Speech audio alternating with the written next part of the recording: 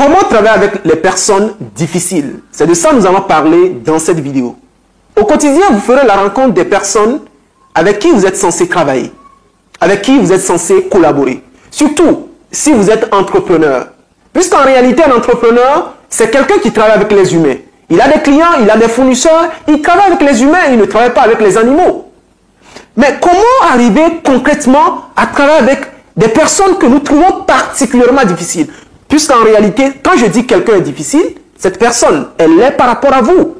Le caméraman, il est derrière la caméra actuellement. Je peux vous dire que le caméraman est compliqué, il est difficile à gérer. Mais quand quelqu'un d'autre vient, ou vous-même, lorsque vous allez essayer de fédérer, de collaborer avec le caméraman, vous allez trouver que le caméraman, il est très accessible, il est très bon. Mais Lucien trouvera qu'il est très compliqué. Alors, comment arriver concrètement à travailler avec une telle personne que vous découvrez complexe, difficile, dans un cadre professionnel? Et tenez-vous bien, il y a certaines personnes avec qui vous ne devez même pas travailler. Et dans cette vidéo, je vais vous dire concrètement ce qu'il faut faire. Ces personnes, je les classe dans 3 catégories. La première catégorie, ce sont tout simplement des personnes difficiles. D'accord? Ils sont tout simplement difficiles. La deuxième catégorie, ce sont des personnes qui sont très difficiles. Et la troisième catégorie, les personnes hyper difficiles.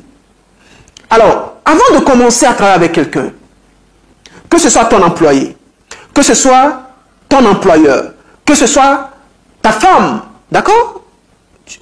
Parce que la personne avec qui tu es, elle peut être aussi compliquée, ta femme ou ton mari.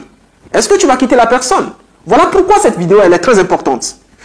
Ça peut être, n'est-ce pas, tes parents. Il y a des parents qui parlent à leur enfant avec condescendance, sans respect, ton employé qui crie sur toi, qui t'insulte. Mais comment est-ce que tu vas arriver à travailler avec cette personne? Lorsque tu travailles avec quelqu'un, et que déjà, tu constates que cette personne est dans la première catégorie, il est tout simplement difficile, alors tu développes l'adaptation. C'est-à-dire que tu t'adaptes au comportement de la personne. Mais en amont, attention, en amont, qu'est-ce qu'il faut faire? Il faut chercher à connaître la personnalité, le mindset, les manières d'agir de la personne. Parce que si tu ne connais pas le mindset de la personne, la personnalité profonde de la personne, tu ne peux pas savoir si elle est tout d'abord dans la première catégorie, dans la deuxième catégorie ou dans la troisième catégorie. Donc le travail à faire en amont, lorsque tu commences à travailler avec quelqu'un, c'est de connaître réellement son identité, sa personnalité, son mindset. Et là, tu peux, dans un premier temps, la catégoriser. Une fois que tu catégorises cette personne, eh bien, tu sais qu'elle est compliquée, qu'elle est très compliquée, qu'elle est hyper compliquée. Alors, lorsqu'elle est tout simplement compliquée, elle est tout simplement difficile, alors tu t'adaptes à sa personnalité. L'adaptation, tu sais ce dont je veux parler? C'est que dans la forêt, tu as des végétaux, des plantes, qui en moment de sécheresse se fanent, les feuilles tombent, mais elles ne meurent pas. Quand la pluie recommence, elle commence à générer ses feuilles. Et c'est comme ça la vie. C'est comme ça elles sont. Les animaux, lorsqu'il y a les feux de brousse, les animaux quittent la forêt, partent. Parce qu'il y a un problème. C'est ça l'adaptation. L'adaptation, c'est quand tu connais quelqu'un. C'est quand tu sais que cette personne a ce comportement désagréable qui ne t'intéresse pas. Mais étant donné que tu sais que cette personne, elle est comme ça, peut-être qu'elle n'aime pas qu'on crie sur lui. Vous avez des employés certainement qui sont responsables, qui n'aiment pas qu'on crie sur eux. Qu'est-ce que vous allez faire? Vous avez des employés qui n'aiment pas qu'on vole, qui aiment l'honnêteté. Qu'est-ce que vous allez faire? Vous allez vous adapter à cette personne, savoir que telle personne aime telle chose, telle chose, telle chose, telle chose, afin que vous puissiez travailler ensemble. Je prends un exemple beaucoup plus palpable. Vous avez votre femme à la maison, vous avez votre mari à la maison, et ce mari-là, il est arrogant, il est hautain, ce mari-là, il ne vous respecte pas. Alors, vous faites quoi? Vous n'allez pas rompre votre relation. Vous savez, nos parents restaient toujours ensemble et il n'y avait pas ces histoires de divorce. Pourquoi? Parce que nos parents arrivaient à s'adapter, ils se comprenaient. La femme sait que mon mari est comme ça, le mari sait que ma femme est comme ça, et puis ils se comprennent. Donc en ce moment-là, il faut ce qu'on appelle l'adaptation. L'adaptation, c'est le fait de se mettre sur les longueurs d'onde de la personne. afin que vous puissiez faire une collaboration fructueuse. Donc, lorsque vous avez une personne qui est difficile, non problème. Vous adaptez à la personne, vous vous adaptez à la personne. Elle n'aime pas ça, je ne fais pas ça. Elle veut que je fasse ça, je le fais. Cette personne n'aime pas qu'on lui montre certaines choses, eh bien, je ne le fais pas. Et dans le pire des cas, il y a certaines personnes avec qui on ne va pas travailler. Et ce sont les personnes de la troisième catégorie. Et tu vas comprendre ça tout à l'heure. Donc ça, c'est la première catégorie de personnes. On s'adapte, n'est-ce pas, aux personnes qui sont tout simplement compliquées. Et on continue la collaboration. La deuxième catégorie, ce sont les personnes très compliquées. Hein, je peux les appeler les rebelles. Ce sont des personnes qui peuvent venir vous donner des gifles, d'accord, qui vont vous insulter parce que vous avez commencé à collaborer, quelque chose n'a pas bien marché. Ce sont des personnes qui vont venir crier sur vous en public, qui vont vous manquer du respect en public, qui, n'est-ce pas, ne vous respectent pas en tant que personne, qui vont vous traiter comme des animaux. Et ces personnes, qu'est-ce qu'il faut faire? En amont, tu sais qu'elle est comme ça. Tu as déjà fait ce travail de découverte de personnalité de la personne. Tu fais quoi? Avant de commencer la collaboration, vous établissez des termes. Tu dis à la personne, je n'aime pas ça, je n'aime pas ça, je n'aime pas ça, j'aime ça. Ça veut dire que c'est de part et d'autre. Chacun de vous, dans cette collaboration, doit dire ce qu'il aime et ce qu'il n'aime pas.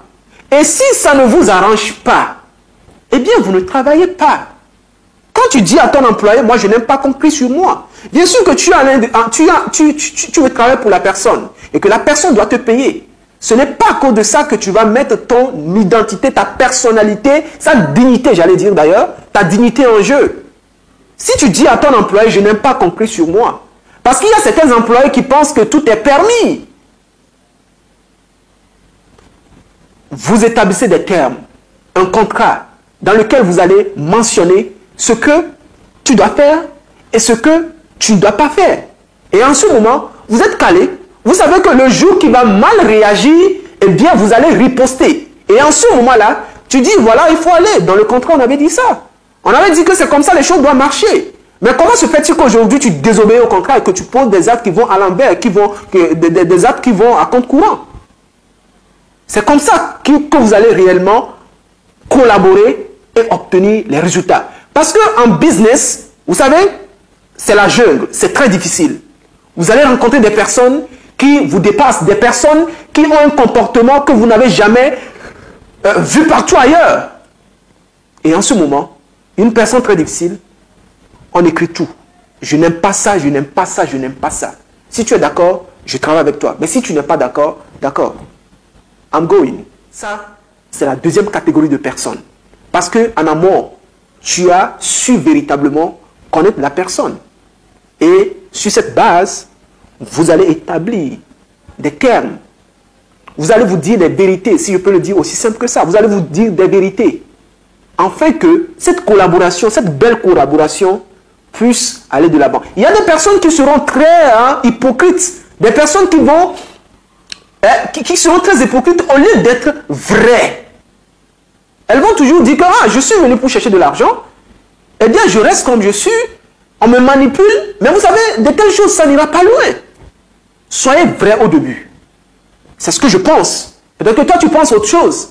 Mais ce que moi, je pense, c'est d'être vrai au début et de dire les vérités sur papier. Au cas où ça pète, eh bien, tu diras, tu as désobéi. Et là, je peux partir. Dans le pire des cas, il y a certaines personnes avec qui on ne va pas travailler. Et ce sont les personnes de la troisième catégorie. Dites-moi clairement, quand vous collaborez avec quelqu'un, quand vous travaillez avec quelqu'un, et que chaque jour que Dieu fait, vous avez toujours des problèmes. C'est des personnes qui vous manquent du respect, qui vous font des choses inimaginables. De vous à moi, vous allez continuer de travailler avec cette personne, vous voulez vous bousiller l'esprit, parce que déjà quand on se lance en business, quand on travaille avec les gens, on a des soucis personnels. Et quand tu prends les problèmes des autres personnes ou tu supportes le comportement désagréable de certaines personnes, qu'est-ce que tu veux devenir? Un fou dans la rue? Il faut comprendre, comme je le disais, nous tous, nous avons une part de folie en nous. Et certaines personnes ont ce niveau de folie qui est très élevé. Et en réalité, ils ne s'en rendent pas compte. Et quand tu rencontres des personnes comme ça, cher ami, je sais que c'est bon, on doit travailler ensemble. Mais à un moment donné, il faudrait que tu préserves ta santé psychologique. Il faudrait que tu te portes bien parce que ces personnes vont te contaminer. À la base, tu n'étais pas un fou. Ou bien ton niveau de folie n'était pas élevé. À un moment donné, tu deviendras très fou. Je suppose que tu vas devenir très colérique parce que cette personne, elle est très colérique. Elle pose des actes qui te mettent en colère. Tu deviens très colérique. Et quand tu vois que tu te lèves vite, qu'est-ce que ça fait? Ça te détruit toi-même. C'est un exemple comme ça que je prends. Quand des personnes posent des actes qui, à chaque fois, te plongent dans la colère, tu es en train de te détruire. Ça, c'est juste un exemple. Et tu dois comprendre qu'en réalité, lorsque tu rencontres des personnes qui sont très malades, je ne dis pas qu'ils sont malades, parce que nous tous, nous sommes malades, qui sont très malades psychologiquement, eh bien, tu les mets de côté et tu continues ta voie. Ou bien tu restes dans ta misère et tu gardes ta santé mentale. Parce qu'à force de forcer les choses, tu deviendras très malade. Alors, des personnes difficiles, tu t'adaptes. Tu es comme une plante. Tu es comme un mari ou une femme au foyer. Tu t'adaptes et vous travaillez. Parce que cette personne qui est difficile, elle également, elle est malade, hein, tu sais. Elle est malade. 2, la personne est tout simplement très difficile. Alors, il faudrait que vous soyez clair. Pas d'hypocrisie. Il faudrait qu'au début de votre contrat, au début de votre travail, de votre collaboration, que chacun d'entre vous soit réellement vrai. Il ne faudrait pas qu'on découvre après que non, vraiment, cette personne elle est comme ça, ou bien au début je savais qu'elle était comme ça, mais j'ai usé d'hypocrisie. Maintenant que tu es dépassé, maintenant que tu n'arrives plus à supporter, eh bien tu dis, je suis fatigué. Et là la collaboration, qu'est-ce qu'elle entraîne? Un échec. Un échec.